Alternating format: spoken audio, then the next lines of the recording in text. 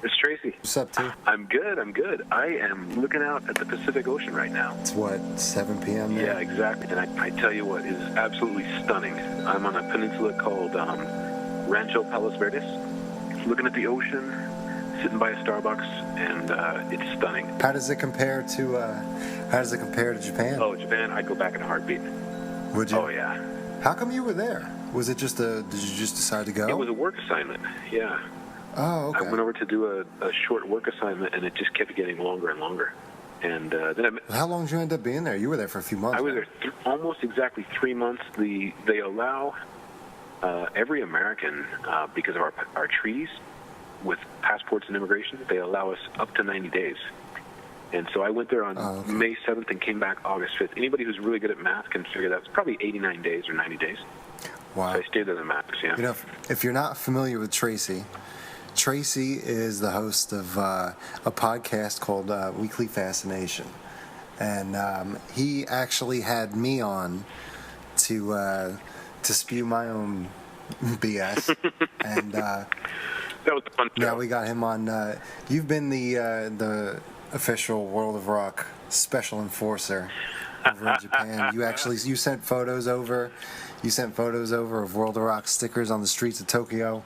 I have no idea. You got the World of Rock T-shirt. I have no idea how those stickers got up there, by the way. Yeah, no, we don't know who did that. We don't. With my camera, and I was like, "Holy shit! There's a World of Rock sticker." The word spreads quick. It's amazing, and so it really is World of Rock. That's what I thought was so cool about it. It's gone from New Jersey to California to Tokyo. So, and as you were sending those pictures in, I was taking them. Mm-hmm. And I was posting them. I was reposting them. I was sharing them on Instagram. And you had posted I don't know if you explained it on the Instagram page or not, but you had posted a picture of you in the World of Rock shirt in front of a huge building with huge guitars coming from both sides. And what was that? That was a music store in a town called Shibuya. I don't remember what the music store is. Key Music or something like that? Maybe Key Music.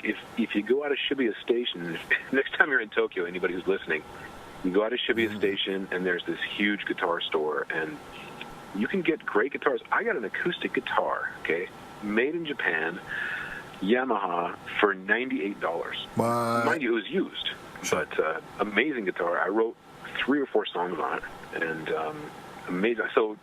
And I bought a Hohner guitar there in the 90s.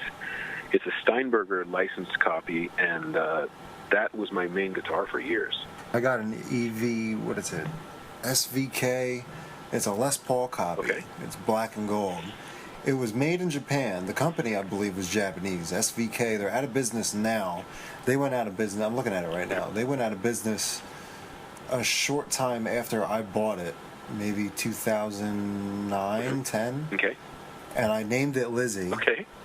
And I'll send a picture. Yeah, please tweet a picture. Let me tell you, for a copy, and it's really light.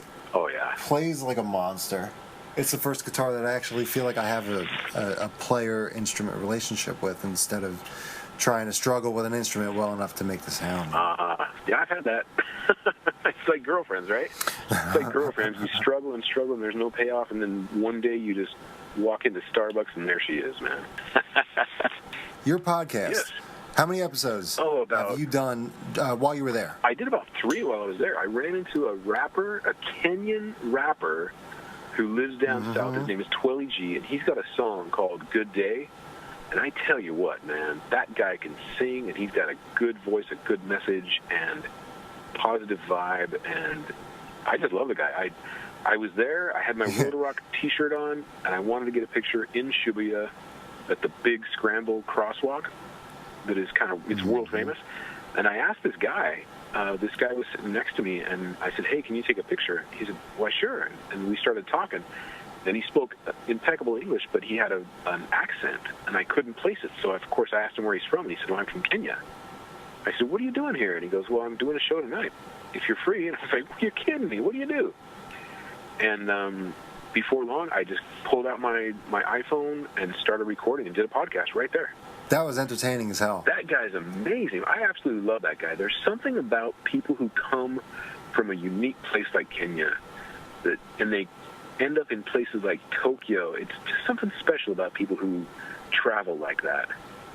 he speaks great Japanese. He's studying Japanese, and I think he was studying something like civil engineering or something. Really bright guy. And I posted a couple of his YouTube videos. The guy's really amazing, and I think he should be a world famous rapper. I mean, he's got it going on, you know. Every podcast that you record is a seemingly ordinary conversation, mm-hmm. and once it's uploaded and other people listen to it and hear it maybe 2-3 times, or they listen to it while they're doing something else, or it sort of shows you the artistic side of what is otherwise something very ordinary. Yeah. And something very taken for granted.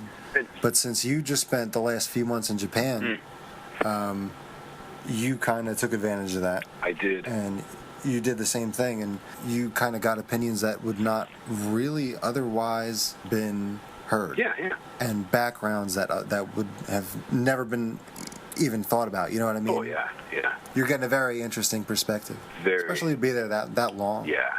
Oh, it was. How'd you feel when you got back? When I got back, jet lag. I didn't want to come back. I tell you. I met somebody over there. I fell in love, and she's going to come over and see me.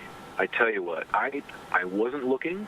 I had no plans to meet anybody. I wanted to go over there for a couple weeks, do some work, make some money, and come back. I got a lot of stuff to do in L.A., and that's why I made the reference to walking to the Starbucks, because she's going to be listening to this. I walked into Starbucks one day, and there's this beautiful girl, and I said hello, and the rest is history. Aw, Trace. Amazing. So it was meant to be. That's a cool thing. What's her name? Oh, I'm not going to give her name on there. If that's okay. Yeah. But wonderful young lady, and really amazing family, and we just hit it off, you know. And I could go on forever. That's awesome. I could go on forever because there's so many cool things about her. That just those things, like little conversations you have where you just kind of put your head to the side and realize, like, wow, I'm talking to a really special person, you know. And so many times I can't even tell you. So we'll leave it at that. She's very special, and I'm going to see her again. She's going to come here, and we're going to see what happens. That's awesome. Yeah. So don't be surprised if you hear more about her in the future. So that's cool. Yeah. But yeah, I had another great interview with a musician named Henri. He's a guy who grew up in Germany, Japanese descent, actually Japanese mom, German dad. He speaks fluent English, Japanese, and German, and he went to the conservatory in Berlin. The guy's amazing. He's got a huge body of work. He's a jazz musician, and he can pretty much play anything on guitar. And he showed me his work that was his, kind of like, when you do like a master's or something, you have to do a thesis before you graduate? Well, his thesis was to perform music that he wrote. And so he had a quartet there. Wow. And yeah, it's so amazing. The music, I can't even describe it. You just have to check him out. It's on my website, weeklyfascination.com. Okay. On weeklyfascination.com, there's a couple links to his music. And this is the first time, by the way, I've ever used anybody else's music for my intro. Wow, yeah. You do your own stuff. Yeah, since I'm an attorney, I'm really paranoid about copyrights and stuff. And even though I could probably use music, what do they call it, stock music or something like that. Yeah, like the royalty-free stuff. Yeah, royalty-free stuff. I could use that. But, of course, one of my motives is to get my music out there. So people hear the intro, they're like, wow, that song rocks, man. It's like, why not? I mean, you have your own little personal library of music. You might as well put it to maximum use. That's right. And I found out, now you're a musician too, so you'll get this, but I think any creative endeavor we go into, it kind of helps feed into the other creativity somehow. Because I got off of I interviewed a guy named Yuck Nasty, that's the guy who lost his house the day after Christmas, or 2 days after Christmas last year. Yeah. Really wonderful guy. I really liked the guy. And at the end of the show, he said something about his friend Dogga Baby. He said, if I've got 20, that means he's got 10, which means half of everything that I have, I'll share with him, unconditionally. And these guys are best buddies, and they run a podcast together, Get in the Corner. And that line stuck in my head, and as soon as I hung up from the Skype call with Yuck Nasty, I sat down and wrote a song called Best Friend. And then and then I put that on my website, I think, and I put it on my podcast and stuff. And then I interviewed a guy who was a recovered meth addict, and he said something. God, that interview really freaked me out. So it was so good, though. That's why it freaked me out, because he really articulated what it's like to be into a disease like that. And he told how meth is evil and it'll make you do things that you don't want to do. And I had a song called "Watching My Dreams Come True," and I really like the song, and I didn't really get the meaning of it until I went to Tokyo and met this girl. But then the meaning came clear. Like, I had written it for her before I met her. But there's so the meaning sort of it was assigned afterward. Yeah. And you found meaning of the song. Yeah, like I do understand you get that, right? I mean, from a writer's perspective, yeah, sure. Oh yeah. So in this interview with this guy, he says something about, like, meth will take your soul. And I had done a studio version of "Watching My Dreams Come True," but I wasn't satisfied with it, so I sat down and did an unplugged version of it. And at the end, I just started vamping and singing along and playing the chord progression over and again. And I just started singing, "Don't sell your soul, you're going to need it where you go." And it can mean so many different things. And so I kind of leave my songs open to interpretation. But I finished the song and then listened back to it, and I loved it. And so interviewing this guy, talking about addiction, it helped me finish a song that I had struggled with, right? I got to Tokyo, I met this girl, and I listened to this song. We listened to it together, and it says, "I believe in dreams, I believe in miracles, watching my dreams come true." I was like, whoa, wait a second. I think I wrote this for you, Like you said, the meaning got assigned after the song was done and after I got to Tokyo and I understood the journey. A lot of other things happened in that time, too, but for sake of your audience, I'll saving the details. No. See, the thing is, I don't know if a lot of people understand, but if you're a songwriter, you're an artist, and if you're an artist, then you have to kind of accept the fact that there are no rules. So if there are no rules, then that means that there are a million different ways that you can write a song. You can write a song, you can force one out of you, you can kind of come up with one on the fly, and then kind of look at it. Look back at it afterward and listen to it and say, okay, what do I have here? Oh, yeah. There are a million different ways that you can do it. So, yeah, I totally get it. Here's one thing that I've tried to describe to people, and it used to scare me because I didn't really understand it. Now I'm starting to embrace it. My songs are more like memories. Yep. And another songwriter or musician will understand that. A good friend of mine, Mark, who's got a large body of music out there. I'll tweet some of his stuff. But Mark lives in Thailand, and he's a musician. He lived in Tokyo for many years, and he wrote a lot of songs. And he told me that writing a song is like sitting in a room, and there's a radio in the next room that you can barely hear. And God, that made sense to me.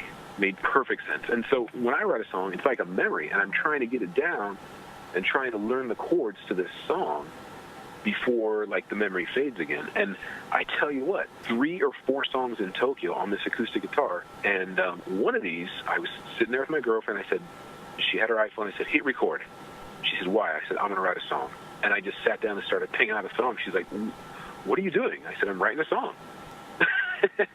and a lot of people don't understand how quick it can happen. It's so insane. And I tell you what, the creative process, to me, like I said, I'm starting to embrace it. I don't really understand. That's what you have to do. You kind of have to know when to let go. Yeah, exactly. It's about letting go and almost surrendering, right? Almost surrendering. At some point, it's going to start to take a life of its own, and it's never going to be exactly what you originally envisioned it to be. Exactly. And sometimes I wrote a song completely, and sometimes I wrote a song and finished it a year later. Yep. You ever do that? Sure. Isn't that crazy? Like, I've spent I've spent so much time on one piece of work and then hate it in the end, and other songs I've written and recorded in an hour, and I still like them. I can listen to them without cringing. Oh, yeah. It took a long time for me, but to finally be able to understand what it means that there are no rules, and in the end, all that matters is the finished product. You know what I mean? That's true. Yeah, there are no. And I tell you what, there's that song "Best Friend" that I wrote for Yup Nasty and Dogga Baby. I'm shamelessly plugging my music now, by the way. Now, when you listen to Steve Vai, and he says that he doubles everything he does, and that really freaks me out because he's so fast and so. He doubles, like, you mean like overdubs? Yeah, he overdubs everything he does. Like, he'll play a solo and go back and play the same thing again. I can't really do that because I ad-lib. I don't really, sometimes I don't even keep time. So, but You do sort of write. You write in a very inspired journal entry type style, where you experience. Yes. I mean, this is just what I get from you. Okay. You experience and then you write. Yes. And then you experience and then you write. And then you experience and you write. And then other times, other people will have a million different ideas that they're slowly building up a little bit at the time, because each one has a certain thing that they want to say, and there's a certain way they want to say it, you know, or it's a balance of both of those, you know what I mean? Yeah, and that balance is going to be different for everybody. For me, like my songs are very autobiographical.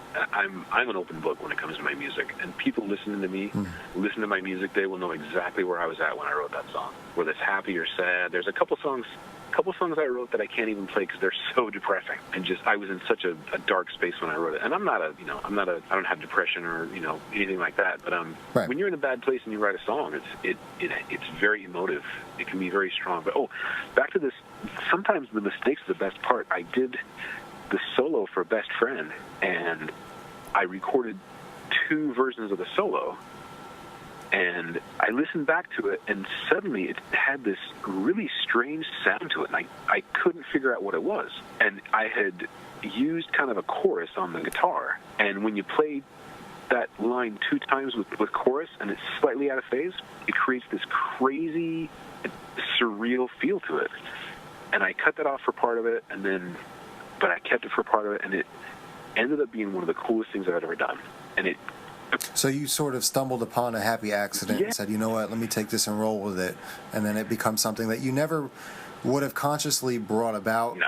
But you're glad that it sort of popped up on its own. No, exactly. It came up on its own. I was like, wow, that's cool. Another part of letting go. Yes, exactly. The whole process. And I think we got to be really, if you want to be creative, you got to be really open-minded and surrender to the process and kind of come into the truth of yourself. Yes. And it's almost like shining a light on some of the darker parts of yourself sometimes.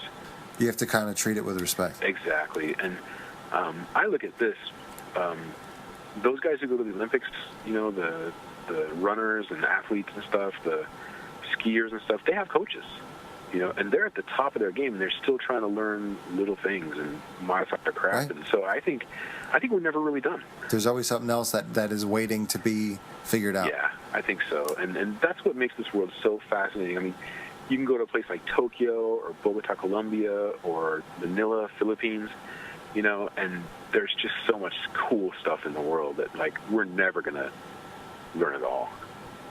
We have an infinite world almost, and we have finite time. And I think it's incumbent on people to go out there and explore.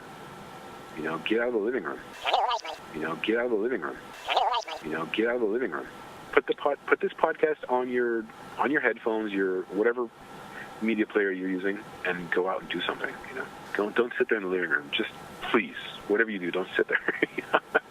Or if you already did a lot today, you can hang back and go to rainymood.com and then listen to this at the same time. There you go. And I find out the body will adapt. This is crazy. I just moved Monday and Tuesday. Had to move. My lease is up, and had to move, and I found a new place, perfect place, especially for having company. It's a gorgeous place, and I moved, and by the end of the day, I was exhausted, and I thought, you know what, I got a great upper body workout. I didn't do any cardio today, and so I went to the gym. The body can really adjust to whatever you throw at it, and if you do it in a reasonable fashion, don't go run a marathon tonight. I mean, that's crazy. Right. Work into it. I worked into it, but see, I'm bad, man. I'll hound myself every second that I'm not doing something, and I know that I shouldn't do that, and I'll still do it. It's a bad trap. Oh yeah. And so basically, if you're sitting still, you're going to fall apart. If you're moving, you'll last longer. Thank you so much for letting me call. Thank you. It's been a pleasure. It was very cool catching up. Yeah. Let's do this again. We'll have you on my show. Dude, let's do it. What's the best? I got Danny from Fizzbutton doing the artwork for this one. Oh my gosh, I tell you what, this podcast community is so cool. I've met the coolest people and had the best experiences.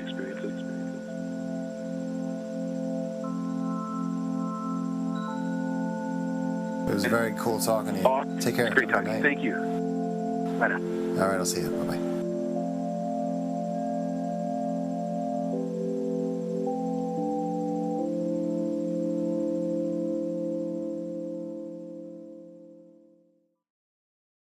Hey, this is Alex